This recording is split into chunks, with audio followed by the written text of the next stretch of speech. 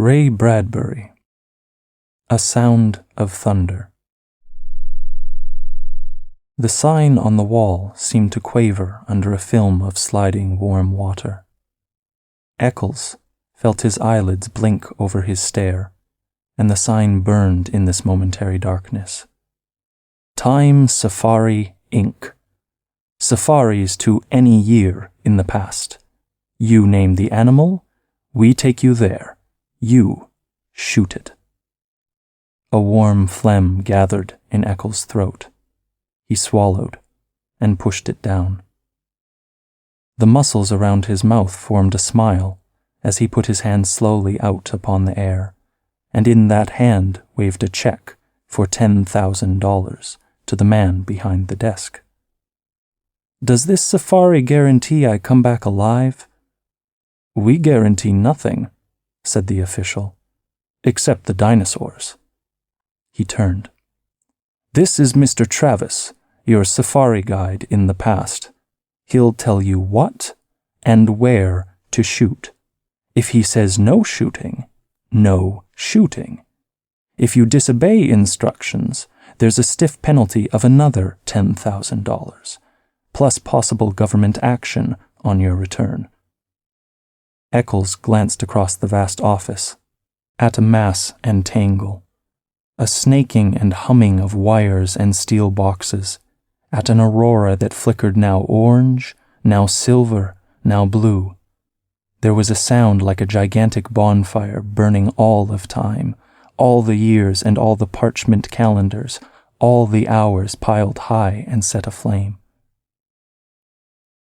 A touch of the hand, and this burning would, on the instant, beautifully reverse itself. Eckels remembered the wording in the advertisements to the letter. Out of chars and ashes, out of dust and coals, like golden salamanders the old years, the green years, might leap. Roses sweeten the air, while hair turn Irish black. Wrinkles vanish. All, everything fly back to seed, flee death, rush down to their beginnings. Suns rise in western skies and set in glorious easts. Moons eat themselves, opposite to their custom. All and everything cupping one in another like Chinese boxes, rabbits into hats, all and everything returning to the fresh death, the seed death, the green death, to the time before the beginning. A touch of a hand might do it, the merest touch of a hand. Hell and damn, Eckels breathed, the light of the machine on his thin face. A real time machine. He shook his head. Makes you think. If the election had gone badly yesterday, I might be here now, running away from the results. Thank God Keith won. He'll make a fine president of the United States. Yes, said the man behind the desk. We're lucky. If Deutscher had gotten in, we'd have the worst kind of dictatorship. There's an anti-everything man for you. A militarist, anti-Christ, anti-human, anti-intellectual. People called this up, you know, joking, but not joking. Said if Deutscher became president, they wanted to go live in 1492. Of course, it's not our business to conduct escapes, but to form safaris. Anyway, Keith's president now. All you got to worry about is shooting my dinosaur. Eckels finished it for him. A Tyrannosaurus rex, the thunder lizard, the damnedest monster in history. Sign this release. Anything happens to you, we're not responsible. Those dinosaurs are hungry. Eckels flushed angrily. Trying to scare me? Frankly, yes. We don't want anyone going who will panic at the first shot. 6 safari leaders were killed last year, and a dozen hunters. We're here to give you the damnedest thrill a real hunter ever asked for. traveling you back 60 million years to bag the biggest damn game in all time. Your personal check's still there. Tear it up." Mr. Eckels looked at the check for a long time. His fingers twitched. "Good luck," said the man behind the desk. "Mr. Travis, he's all yours." They moved silently across the room, taking their guns with them, toward the machine, towards the silver metal and the roaring light. First a day, and then a night, and then a day, and then a night. Then it was day, night, day, a week, a month, a year, a decade. AD 2055, AD 2019, 1999, 1957, gone. The machine roared. They put on their oxygen helmets and tested the intercoms. Eckels swayed on the padded seat, his face pale, his jaw stiff. He felt the trembling in his arms, and he looked down and found his hands tight on the new rifle. There were 4 other men in the machine. Travis, the safari leader, his assistant, Lesperance, and 2 other hunters, Billings and Kramer. They sat looking at each other, and the years blazed around them. "Can these guns get a dinosaur cold?" Eckels felt his mouth saying. "If you hit them right," said Travis on the helmet radio. "Some dinosaurs have 2 brains, one in the head, another far down the spinal column. We stay away from those. That's stretching luck. Put your first 2 shots into the eyes, if you can. Blind them, and go back into the brain." The machine howled. Time was a film run backwards. Suns fled, and 10 million moons fled after them. "Good God," said Eckels. "Every hunter that ever lived would envy us today. This makes Africa seem like Illinois." The machine slowed. Its scream fell to a murmur. The machine stopped. The sun stopped in the sky. The fog that had enveloped the machine blew away, and they were in an old time, a very old time indeed. 3 hunters and 2 safari heads with their blue metal guns across their knees.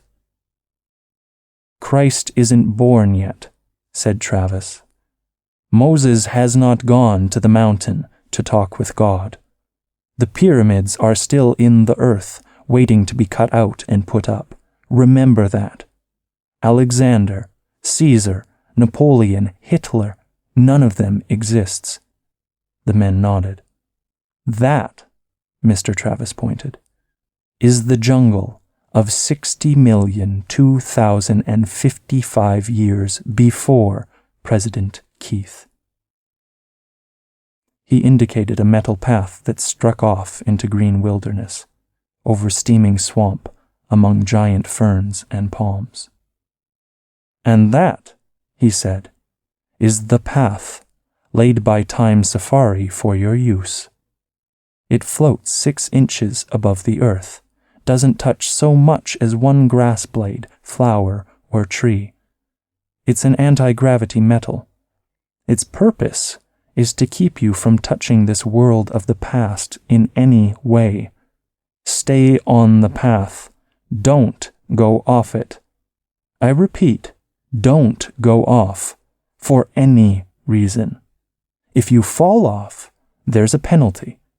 And don't shoot any animal we don't okay." "Why?" asked Eckels. They sat in the ancient wilderness. Far birds' cries blew on a wind, and the smell of tar and an old salt sea, moist grasses, and flowers the color of blood. "We don't want to change the future. We don't belong here in the past. The government doesn't like us here. We have to pay big graft to keep our franchise. A time machine is damn finicky business. Not knowing it, We might kill an important animal, a small bird, a roach, a flower even, thus destroying an important link in a growing species. That's not clear, said Eckels. All right, Travis continued. Say we accidentally kill one mouse here. That means all the future families of this one particular mouse are destroyed, right? Right. And all the families of the families of the families of that one mouse. With a stamp of your foot, you annihilate first one, then a dozen, then 1,000, 1,000,000, 1,000,000,000 possible mice. So they're dead, said Eckels. So what? So what? Travis snorted quietly. Well, what about the foxes that'll need those mice to survive? For want of 10 mice, a fox dies. For want of 10 foxes, a lion starves. For want of a lion, all manner of insects, vultures, infinite billions of life forms are thrown into chaos and destruction. Eventually, it all boils down to this. 59 million years later, a caveman, one of a dozen on the entire world, goes hunting wild boar or saber-toothed tiger for food. But you, friend, have stepped on all the tigers in that region by stepping on one single mouse. So the caveman starves. And the caveman, please note, is not just any expendable man. No, he is an entire future nation. From his loins would have sprung 10 sons. From their loins, 100 sons, and thus onward to a civilization. Destroy this one man, and you destroy a race, a people, an entire history of life. It is comparable to slaying some of Adam's grandchildren. The stomp of your foot on one mouse could start an earthquake, the effects of which could shake our earth and destinies down through time to their very foundations. With the death of that one caveman, 1 billion others yet unborn are throttled in the womb. Perhaps Rome never rises on its 7 hills. Perhaps Europe is forever a dark forest, and only Asia waxes healthy and teeming. Step on a mouse, and you crush the pyramids. Step on a mouse, and you leave your print like a Grand Canyon across eternity. Queen Elizabeth might never be born. Washington might not cross the Delaware. There might never be a United States at all. So be careful. Stay on the path. Never step off. I see, said Eckels. Then it wouldn't pay for us even to touch the grass. Correct. Crushing certain plants could add up infinitesimally. A little error here would multiply in 60 million years, all out of proportion. Of course, maybe our theory is wrong. Maybe time can't be changed by us. Or maybe it can be changed, only in little subtle ways. A dead mouse here makes an insect imbalance there, a population disproportion later, a bad harvest further on, a depression, mass starvation, and finally a change in social temperament in far-flung countries. Something much more subtle, like that. Perhaps only a soft breath, a whisper, a hair, pollen on the air, such a slight change that unless you looked close, you wouldn't see it. Who knows?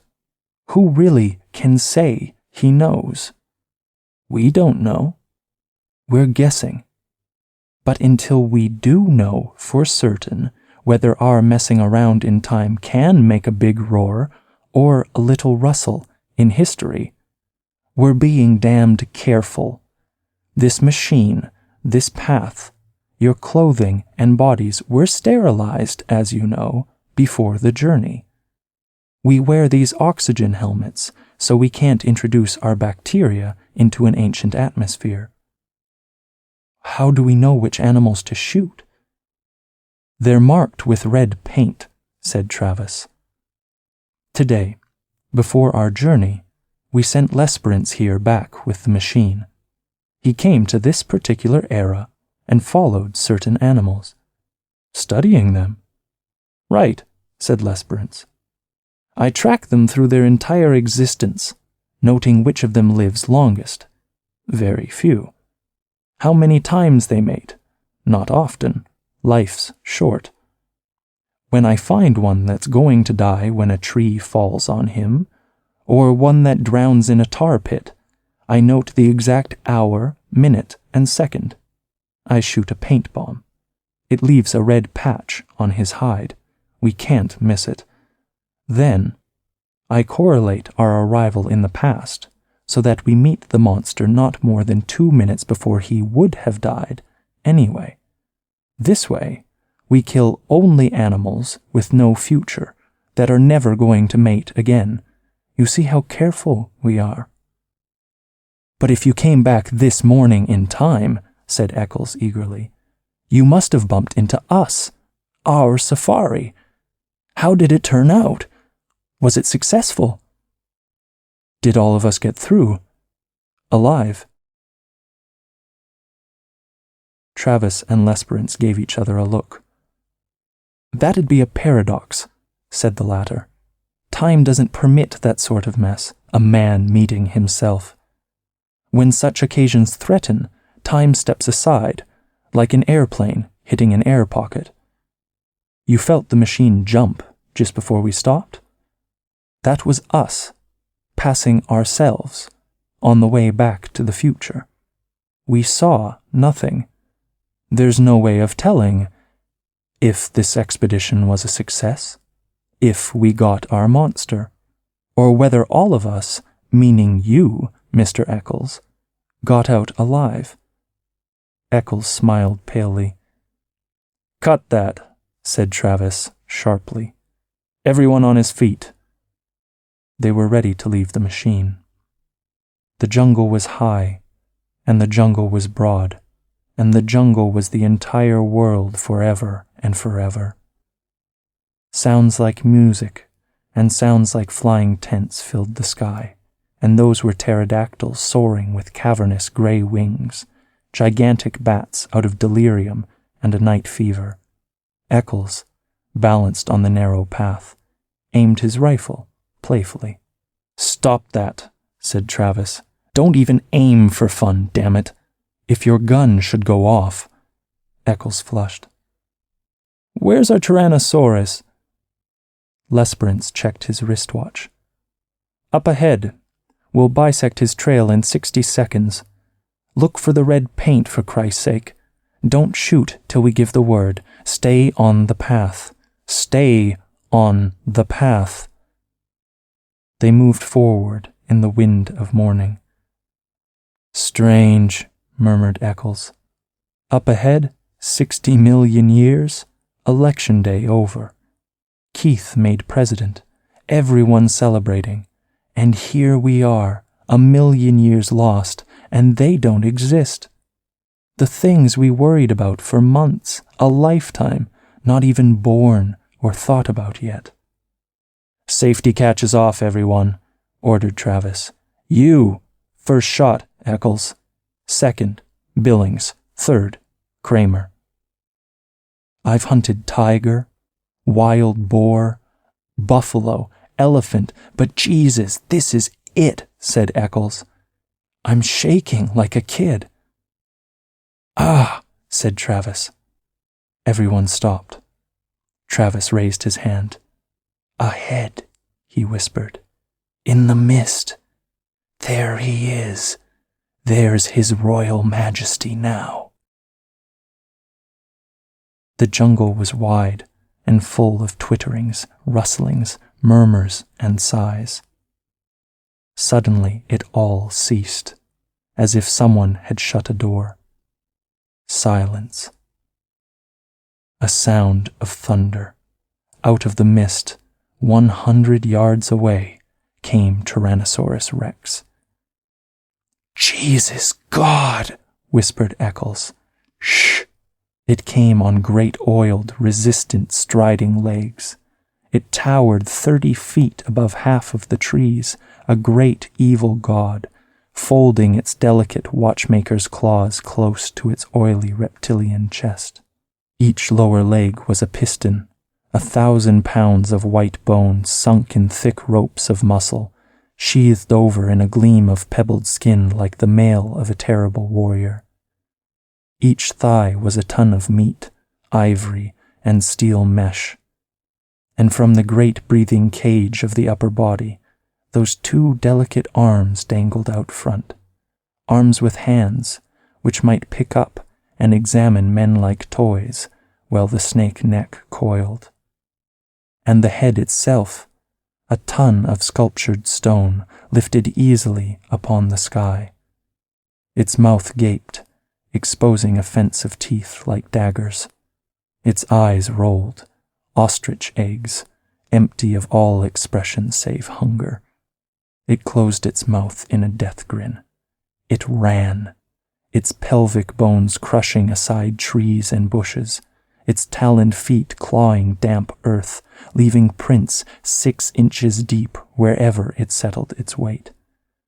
It ran with a gliding ballet step, far too poised and balanced for its 10 tons. It moved into a sunlit arena warily, its beautifully reptile hands feeling the air. My God! Eckels twitched his mouth. It could reach up and grab the moon. Shh! Travis jerked angrily. He hasn't seen us yet. It can't be killed. Eckels pronounced this verdict quietly, as if there could be no argument. He had weighed the evidence, and this was his considered opinion. The rifle in his hands seemed a cap gun. We were fools to come. This is impossible. Shut up, hissed Travis. Nightmare. Turn around, commanded Travis. Walk quietly to the machine. We'll remit you 1/2 your fee. I didn't realize it would be this big, said Eckels. I miscalculated, that's all. And now I want out. It sees us. There's the red paint on its chest. The thunder lizard raised itself. Its armored flesh glittered like 1,000 green coins. The coins, crusted with slime, steamed. In the slime, tiny insects wriggled, so that the entire body seemed to twitch and undulate, even while the monster itself did not move. It exhaled. The stink of raw flesh blew down the wilderness. Get me out of here, said Eckels. It was never like this before. I was always sure I'd come through alive. I had good guides, good safaris, and safety. This time, I've figured wrong. I've met my match and admit it. This is too much for me to get hold of. Don't run, said Lesperance. Turn around. Hide in the machine. Yes. Eckels seemed to be numb. He looked at his feet, as if trying to make them move. He gave a grunt of helplessness. Eckels! He took a few steps, blinking, shuffling. Not that way! The monster, at the first motion, lunged forward with a terrible scream. It covered 100 yards in 4 seconds. The rifles jerked up and blazed fire. A windstorm from the beast's mouth engulfed them in the stench of slime and old blood. The monster roared, teeth glittering with sun. Eckels, not looking back, walked blindly to the edge of the path, his gun limp in his arms, stepped off the path, and walked, not knowing it, in the jungle. His feet sank into green moss. His legs moved him, and he felt alone and remote from the events behind. The rifles cracked again. Their sound was lost in shriek and lizard thunder. The great lever of the reptile's tail swung up, lashed sideways. Trees exploded in clouds of leaf and branch. The monster twitched its jeweler's hands down to fondle at the men, to twist them in half, to crush them like berries, to cram them into its teeth and its screaming throat. Its boulder stone eyes leveled with the men. They saw themselves mirrored.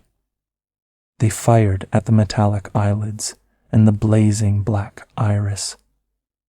Like a stone idol, like a mountain avalanche, Tyrannosaurus fell. Thundering, it clutched trees, pulled them with it. It wrenched and tore the metal path. The men flung themselves back and away. The body hit. 10 tons of cold flesh and stone. The guns fired. The monster lashed its armored tail, twitched its snake jaws, and lay still. A fount of blood spurted from its throat. Somewhere inside, a sack of fluids burst. Sickening gushes drenched the hunters. They stood, red and glistening. The thunder faded. The jungle was silent. After the avalanche, a green peace. After the nightmare, morning. Billings and Kramer sat on the pathway and threw up. Travis and Lesperance stood with smoking rifles, cursing steadily. In the time machine, on his face, Eckels lay shivering. He had found his way back to the path, climbed into the machine. Travis came walking, glanced at Eckels, took cotton gauze from a metal box, and returned to the others who were sitting on the path. "Clean up." They wiped the blood from their helmets. They began to curse, too. The monster lay, a hill of solid flesh. Within, you could hear the sighs and murmurs as the furthest chambers of it died, the organs malfunctioning, liquids running a final instant from pocket to sac to spleen, everything shutting off, closing up forever.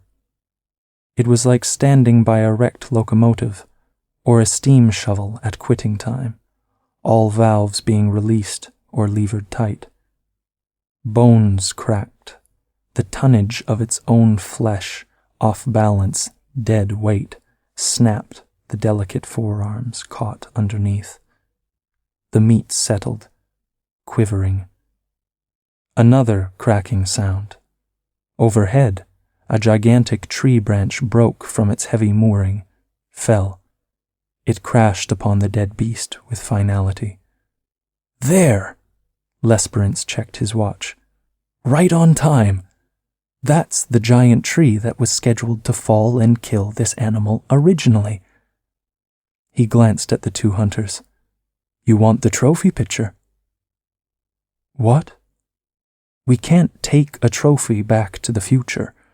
The body has to stay right here where it would have died originally, so the insects, birds, and bacteria can get at it as they were intended to. Everything in balance. The body stays. But we can take a picture of you standing near it." The two men tried to think, but gave up, shaking their heads. They let themselves be led along the metal path. They sank wearily into the machine cushions.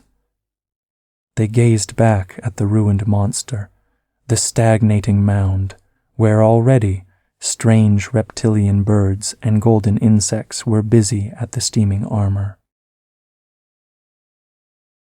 A sound on the floor of the time machine stiffened them.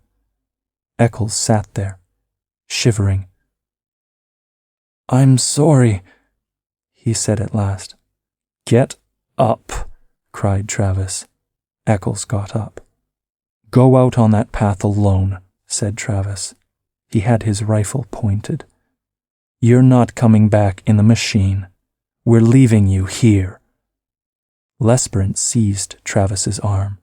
"Wait! Stay out of this!" Travis shook his hand away. "This son of a bitch nearly killed us. But it isn't that so much. Hell no. It's his shoes. Look at them. He ran off the path. My God, that ruins us. Christ knows how much we'll forfeit.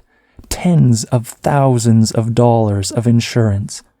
We guarantee no one leaves the path. He left it. Oh, the damn fool. I'll have to report to the government. They might revoke our license to travel. God knows what he's done to time, to history. Take it easy. All he did was kick up some dirt. How do we know? Cried Travis. We don't know anything. It's all a damn mystery. Get out there, Eckels. Eckels fumbled his shirt. I'll pay anything. $100,000. Travis glared at Eckels' checkbook and spat. Go out there. The monster's next to the path. Stick your arms up to your elbows in his mouth. Then you can come back with us. That's unreasonable. The monster's dead, you yellow bastard. The bullets can't be left behind. They don't belong in the past. They might change something. Here's my knife. Dig them out. The jungle was alive again, full of the old tremorings and bird cries. Eckels turned slowly to regard that primeval garbage dump, that hill of nightmares and terror. After a long time, like a sleepwalker, he shuffled out along the path. He returned, shuddering, 5 minutes later, his arms soaked and red to the elbows. He held out his hands. Each held a number of steel bullets. Then he fell. He lay where he fell, not moving. You didn't have to make him do that, said Lesperance. Didn't I? It's too early to tell. Travis nudged the still body. He'll live. Next time he won't go hunting game like this, okay? He jerked his thumb wearily at Lesperance. Switch on. Let's go home. 1492, 1776, 1812. They cleaned their hands and faces. They changed their caking shirts and pants. Eckels was up and around again, not speaking. Travis glared at him for a full 10 minutes. Don't look at me, cried Eckels. I haven't done anything. Who can tell? Just ran off the path, that's all. A little mud on my shoes. What do you want me to do? Get down and pray? We might need it. I'm warning you, Eckels. I might kill you yet. I've got my gun ready. I'm innocent. I've done nothing. 1999, 2000, 2055. The machine stopped. Get out, said Travis. The room was there, as they had left it, but not the same as they had left it. The same man sat behind the same desk, but the same man did not quite sit behind the same desk. Travis looked around swiftly. Everything okay here? He snapped. Fine. Welcome home. Travis did not relax. He seemed to be looking at the very atoms of the air itself, at the way the sun poured through the one high window. Okay, Eckels, get out. Don't ever come back. Eckels could not move. You heard me, said Travis. What are you staring at? Eckels stood smelling the air, and there was a thing to the air, a chemical taint so subtle, so slight, that only a faint cry of his subliminal senses warned him it was there. The colors, white, gray, blue, orange, in the wall, in the furniture, in the sky beyond the window were And there was a feel.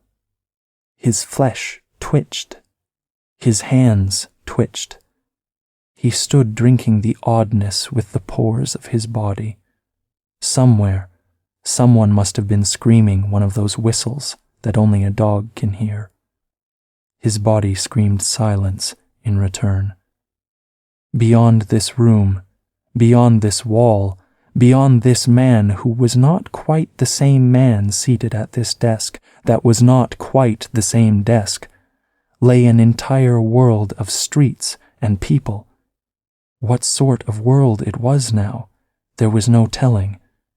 He could feel them moving there, beyond the walls almost, like so many chess pieces blown in a dry wind. But the immediate thing was the sign painted on the office wall, the same sign he had read earlier today on first entering. Somehow, the sign had changed. Time Safari Inc. Safaris to any year in the past. You name the animal, we take you there, you shoot it. Eckels felt himself fall into a chair. He fumbled crazily at the thick slime on his boots. He held up a clod of dirt, trembling. No, it can't be. Not a little thing like that. No! Embedded in the mud, glistening green and gold and black, was a butterfly, very beautiful and very dead. Not a little thing like that! Not a butterfly! Cried Eckels. It fell to the floor, an exquisite thing, a small thing that could upset balances and knock down a line of small dominoes, and then big dominoes, and then gigantic dominoes, all down the years across time. Eckels' mind whirled.